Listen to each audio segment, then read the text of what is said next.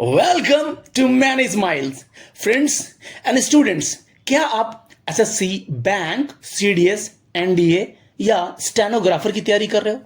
क्या आपको इंग्लिश में चीजें याद करनी पड़ रही हैं? क्या आपको ग्रामर्स या वोकैब सेक्शन या इडियम्स एंड फ्रेजेस आपको याद करना पड़ रहा है? तो घबराए नहीं, मैनी स्माइल्स के पास है, रोहित सर के पास है आपके सारे प्रॉब्लम का सॉल्यूशन। मैं आपको सारी चीजें ना तो याद करने दूंगा ना तो रट्टा मारने दूंगा। सारी चीजें मैं आपको लॉजिकली समझाऊंगा, जैसे आप मैथ्स को या फिजिक्स केमिस्ट्री को समझते हो, बिल्कुल वैसे। तो घबराए नहीं, आप मेरे साथ बने रहें। हम मिलते हैं अपने टॉपिक पे। Come to the point. Hello friends, तो हम आते हैं सीधे अपने इडियम्स पे। हमारा फर्स्ट इडियम है डॉक्टर द डॉक्यूमेंट। क्या है? Doctor the document. और इसका मीनिंग क्या है? इसका मीनिंग है किसी दस्तावेज में अनाधिकार बदलाव करना। अब देखिए इसका मीनिंग कैसे आया, डॉक्टर द डॉक्यूमेंट।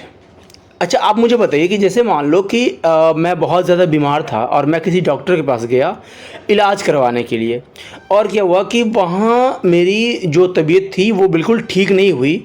उसने जो दवा दिया वो दवा भी मेरे ऊपर काम नहीं किया। तो हमने क्या किया कि हम दूसरे डॉक्टर के पास गए और दूसरा डॉक्टर फिर से मुझे बोला कि भाई आप ना ये और ये 2-3 टेस्ट आप करवा लो, उसके बाद आप मुझे दिखाओ।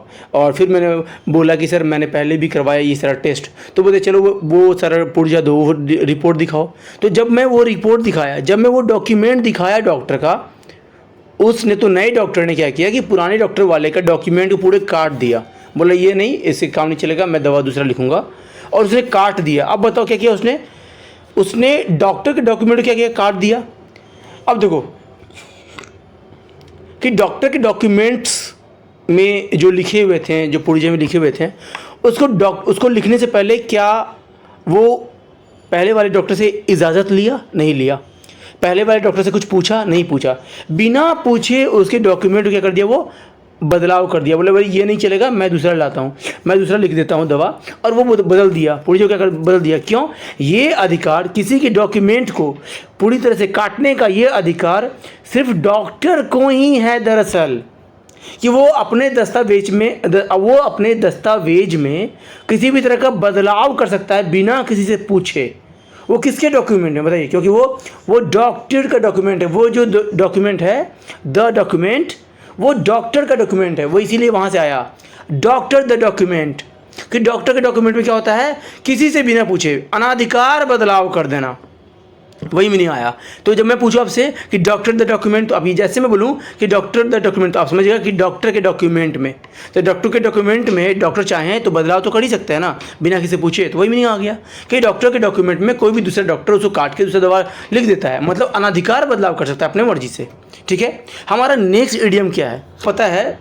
कि कुत्ते बहुत ज़्यादा कब हाँफते हैं?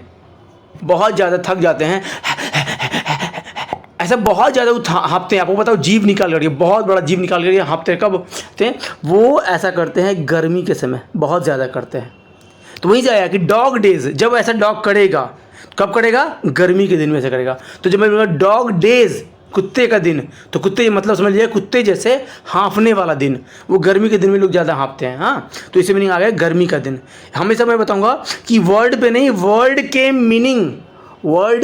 मीनिंग के सेंस पे जाएंगे और तभी मीनिंग याद हो जाएगा। हमारा नेक्स्ट इडियम क्या है? Dog Yeats dog. क्या है? डॉग ईट्स डॉग, मतलब कुत्ता कुत्ते को खाता है। और यहाँ मीनिंग बोल रहा है कड़ी प्रतिस्पर्धा का दौर, जिसमें हर कोई एक दूसरे का बहुत बड़ा प्रतिद्वंदी हो, हर कोई एक दूसरे का प्रतिद्वंदी हो। गौर कीजिए कैसी मीनिंग आया। आप इमेजिन कीजिए, आप विजुअलाइज कीजिए कि मान लिया जाए आपने कोई हड्डी फेंक दिया कुत्तों के लिए, है ना। और कुत्ते, वहाँ बहुत सारे कुत्ते थे, और हड्डी कितना है भाई? एक है, हड्डी सिर्फ एक है और बहुत सारे कुत्ते हैं। ये क्या किया कि ये जो डॉग है ना, आप मुझे बताओ, ये सारे डॉग एक हड्डी पे टूट पड़ेंगे कि नहीं पड़ेंगे? सारे डॉग एक ही हड्डी पे टूट पड़ेंगे। अब यहाँ पे क्या हुआ, क्योंकि हड्डी कितना है? एक है, डॉग कितने? बहुत सारे हैं। तो उस हड्डी को पाने के लिए ये जो डॉग है ना, वो आपस में ही लड़ पड़ेगा और कुत्ते को काटना स्टार्ट कर देगा। वहीं से आया डॉग इट्स डॉग। अब आप बताइए ऐसा क्यों किया वो? क्योंकि बहुत कड़ी प्रतिस्पर्धा है, हड्डी सिर्फ एक है और कुत्ते बहुत सारे हैं। तो वहाँ से आ गया क्या है वो, कड़ी प्रतिस्पर्धा का, तो कड़ी प्रतिस्पर्धा है वहाँ पे, जिसमें हर कोई एक दूसरे का प्रतिद्वंदी हो, मीनिंग आएगा। तो जैसे ही मैं बोलूँगा डॉग इट्स डॉग, मतलब कुत्ता कुत्ते को कब कब खाता है, जब सीट एक हो और कंपटीशन बहुत ज़्यादा हो। तो याद कीजिएगा कि बहुत ज़्यादा कंपटीशन का दिन, ऐसा सब बोलना है आपको, ठीक है।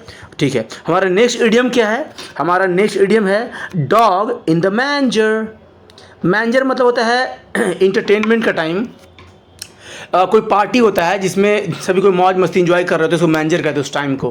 तो बोले डॉग इन द मंजर, मतलब कोई ऐसा टाइम है जिसमें लोग पार्टी कर रहे हैं, उसमें बीच में कहीं से आया कुत्ता घुस गया। अब बताओ कैसा होगा, यानी लोग मौज मस्ती कर रहे हैं, उसमें कुत्ता आगे बीच में पता नहीं कुछ कहीं जूठा कर दे वो खाना को, तो विदिन डाल रहा है ना जूता, वो जो कुत्ता है वो उस मौज मस्ती में विघ्न डाल रहा है कि नहीं डाल रहा है, विघ्न डाल रहा है कि नहीं डाल रहा है, वो आ गया कि मौज मस्ती में विघ्न डालना मतलब डिस्टर्ब करना, डॉग इन द मैंजर।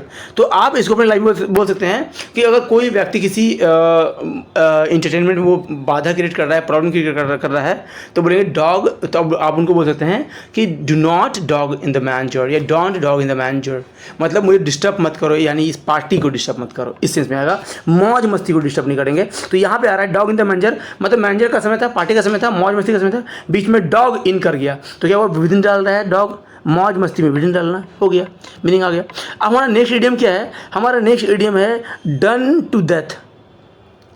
अब मीनिंग हो रहा है हत्या कर देना। अब बोले डेथ मीन्स क्या होता है, हत्या, मौत हो गया, हत्या हो गया, डेथ हो गया वो।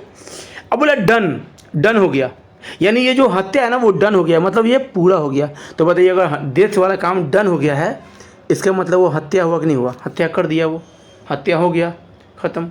यहाँ ऐसे इडियम्स आ गया, ठीक है। हमारा नेक्स्ट इडियम क्या है, हमारे नेक्स्ट इडियम्स है, हमारे नेक्स्ट इडियम है डंकीज ईयर्स। क्या है, यस, डंकीज ईयर्स।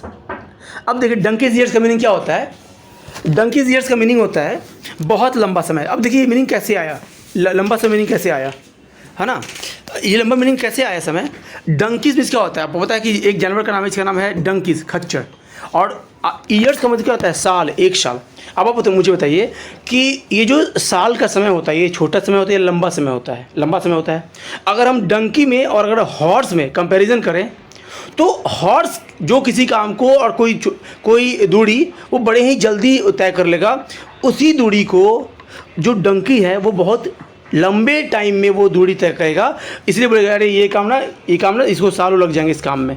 वहीं से बोल रहा है डंकीज ईयर्स, मतलब डंकीज को इस काम करने में ये लंबा टाइम लग जाएगा, वहाँ से मीनिंग आया डंकीज ईयर्स, मतलब लंबा समय। हाँ, तो हम मिलते हैं अपने नेक्स्ट वीडियो में, और तब तक के लिए हम मिलेंगे, और आप बिल्कुल पूरी एनर्जी के साथ आप अपने एग्ज़ाम की तैयारी करें। हम मिलते हैं नेक्स्ट वीडियो में। जय हिंद।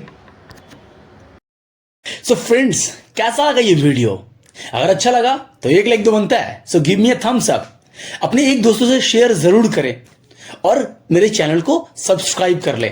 और अगर आपके मन में कोई डाउट है, कोई एडवाइस है मेरे लिए, तो मुझे कमेंट में जरूर बताएं, मैं आपके कमेंट का इंतजार करूंगा। So thank you very much for watching this video.